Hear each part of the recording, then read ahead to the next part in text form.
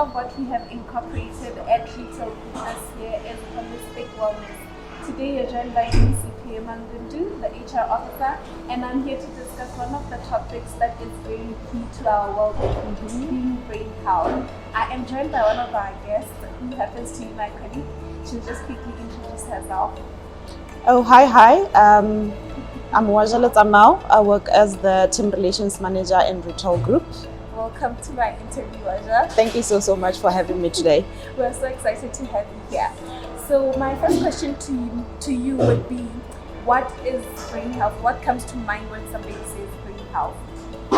So basically, when you're talking about the brain it's you, as the whole you. You need it to be and you need it to function. Yeah. So when you're talking about brain health as the full functionality of your brain when it comes to being rational, thinking, feeling, and being able to express yourself.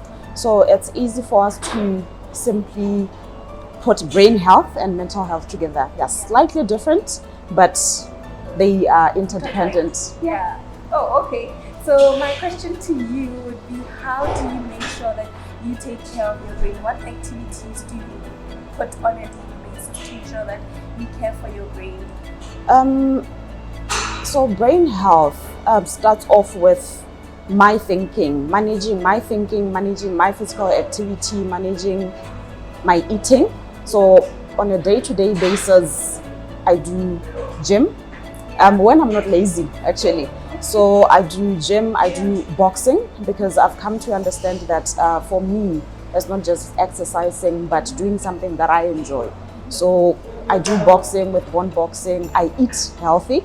And I've also gone into a space where I read about how to stay healthy, how to keep healthy, how to let my brain rest when there's need. I don't let sleep escape me. So when I need to sleep, I sleep. When I feel my body or my mind is tired, I let it rest.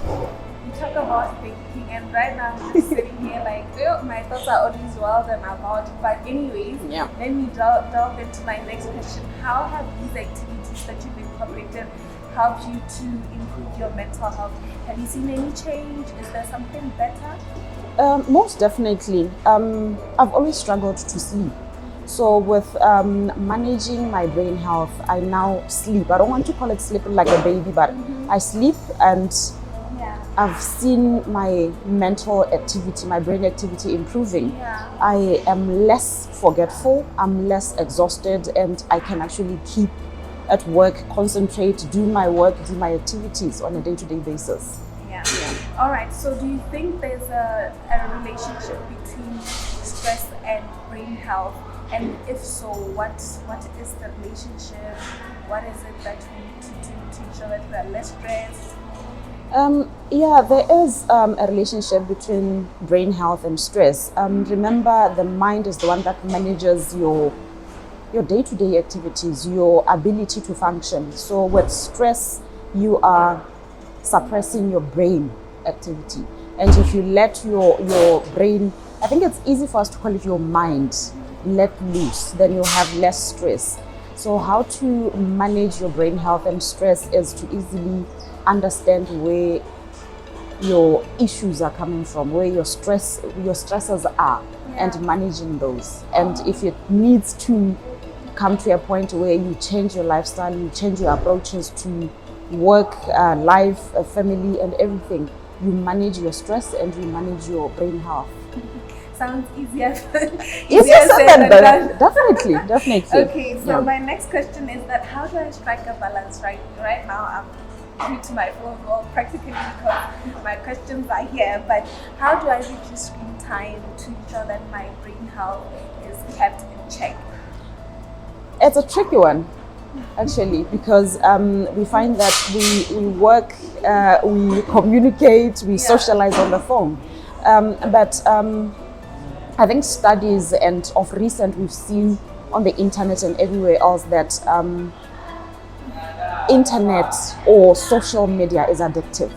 And the understanding is that the amount of time, the excessive time that you spend on your screen, on your phone, on the internet, social media, Insta, Facebook, and everything, actually hinders your ability to function. It doesn't only hinder your sleep or your ability to manage your emotion, but reducing the time that you spend on the screen, you are actually managing your brain health. So you need to be deliberate about how much time you spend on your screen. Deliberate doesn't come in when it comes to work, but social media, you need to tell yourself, you know what, if it's 9 o'clock and I need to be off social media, you need to do that. And if you find yourself in a space where you are seeing a lot that is affecting you on social media, you need to detach. I know it's easier for us to say it and not easy for us to do, but it's something that you need to decide that, you know what, I'm not going to do this. I'm going to do this. I'm going to sleep at this time. I'm going to let social media rest for a bit. So Okay, so in concluding our video, is there any books or websites or anything that you can recommend to someone to read more on brain health? Do we ever read about brain health? It's out. I'm just very, here like, okay. It's very rare, but in the current times, we actually do need to read because we are affected by different things differently as people. I'd easily recommend books by Dr. Caroline Leaf. She writes a lot about brain health, how to eat for your brain, how to detox your brain actually. And as a specialist, I believe that you can start there with reading. There are other internet or social media actually. Yes, you can find on Facebook or anywhere when they talk about brain health. You can actually go into WHO, World Health Organization. If you type any keyword, it would give you brain health, what to do, when to do, how do you survive. You can go into websites for Mayo Clinic. Mayo Clinic also talks about vast topics when it comes to health, and they have quite a bit about brain health. You can go into Harvard Health. Harvard Health also talks about that. So in Botswana, yes, there is here in the topics on the socials or in the internet about brain health, but they are more steered towards mental health than brain health. But if you search, just drop a keyword on Google, it will give you quite a bit. I think normally when we talk about the brain, we're always talking mental health more than brain health, the actual brain, making sure that it is good.